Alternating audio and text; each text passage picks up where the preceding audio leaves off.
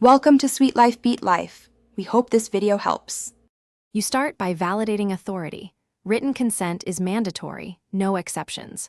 Once done, verify network reachability and firewall policies so connections aren't blocked. Make a deliberate choice of sanction method: SSH with key-based auth, a private VPN, or a supported remote access app. Pick the one that matches security requirements. You'll set up credentials, configure access controls, and document the session's scope before proceeding to any technical steps to remain compliant and safe. Next, focus on secure configuration rather than clever exploits. Configure the chosen service to use strong authentication, SSH keys or multi-factor, and remove default or unnecessary accounts. Once done, enforce least privilege so the remote session only has the rights needed for the task.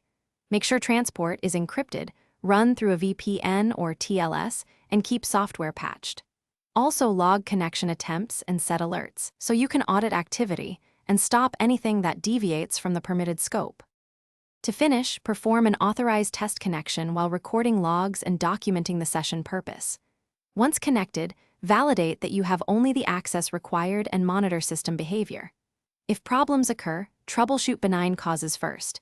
Verify firewall rules, service uptime, correct keys or certificates, and network routing.